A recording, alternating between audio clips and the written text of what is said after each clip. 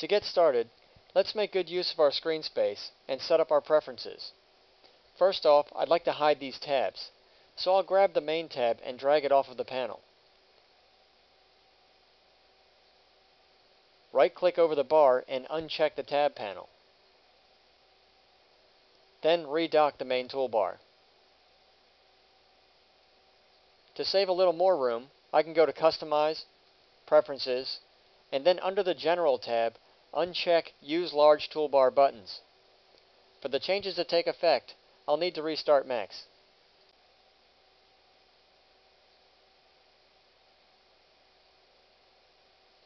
And we're back.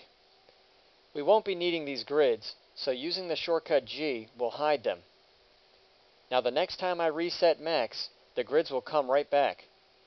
If I want to change this and make no grids my default, then I can save a file called maxstart.max in the scenes directory.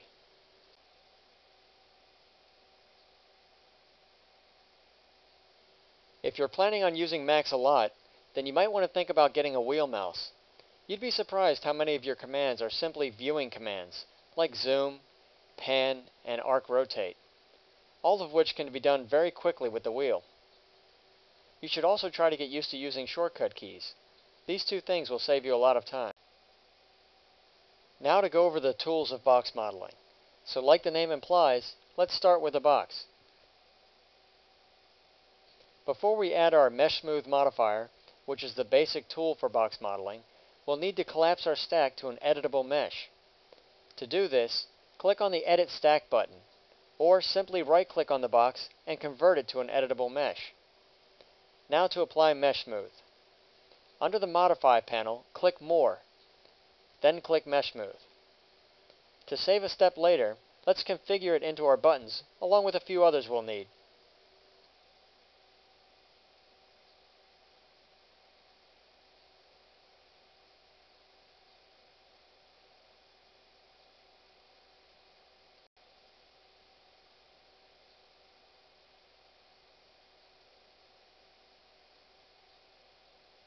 By holding down the Alt key and the middle mouse button, we can arc rotate and see what happened to our box. We've turned our box into a blob of clay, which is looking a bit faceted.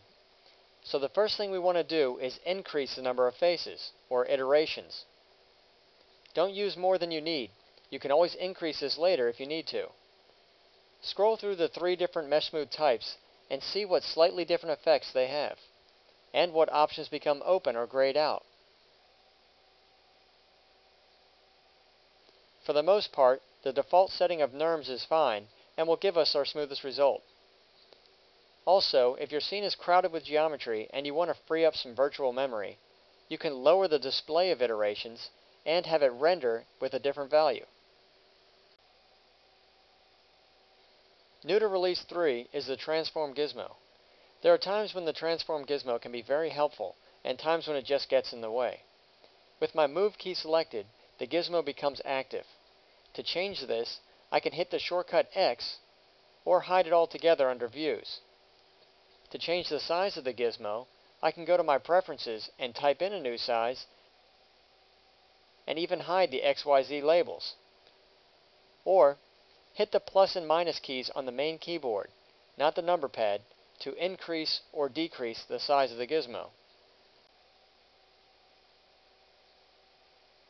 To start working with this clay, we'll use the initial box as a lattice. To do this, we'll go back in the stack to the editable mesh and turn on Show End Result.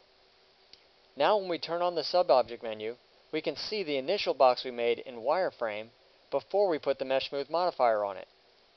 If you're using Max 2.5, you'll have to do this a different way, which I'll go over in the next lesson.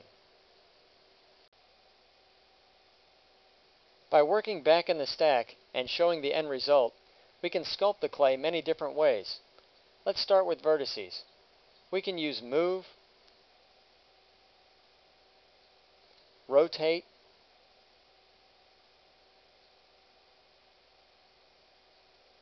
Scale, Align,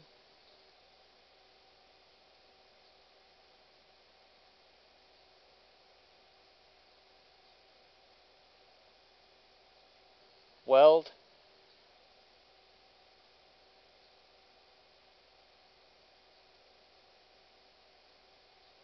chamfer,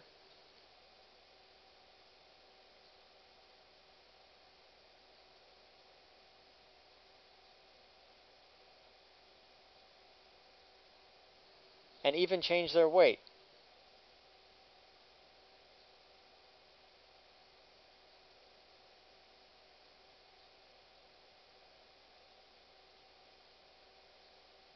I can also grab them using Soft Select. Soft Select allows you to move, rotate, or scale vertices and have it affect the vertices near them at a lesser percentage. Changing the amount it affects them is done by adjusting the fall-off. The colors of the vertices change to show how much each vertex is affected. They fade from red to yellow to green to blue, starting with red at 100% all the way down to blue, which is not affected at all.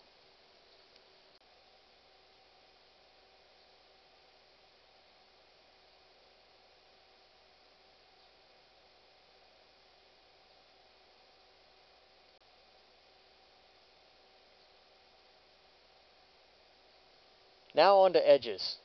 Just like in vertices, we can move, rotate, scale, and align. Chamfer is slightly different here, but still very useful.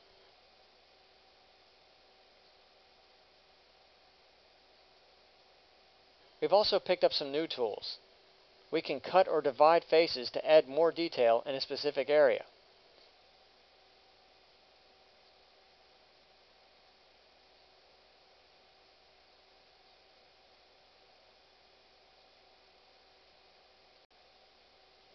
You can hide edges so they don't affect your object at all.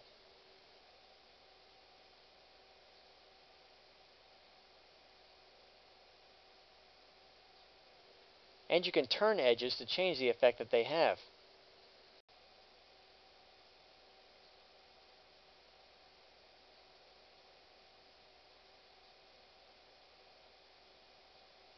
With faces and polygons, we pick up our most powerful tools, extruding and beveling. Extruding allows our object to grow in any direction. I can type in the amount or drag it with my cursor.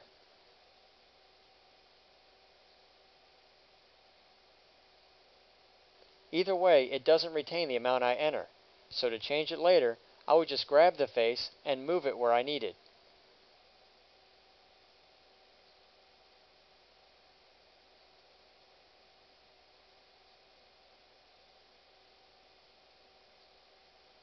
Notice that when I extrude, more faces were created, making it possible to start at a fingertip and build an entire person. As I pull out the extrude, the faces stretch.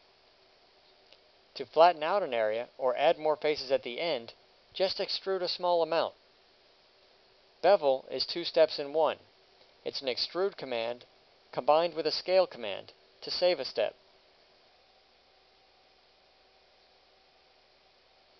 Also, we have slice plane to help us cut across an entire selection.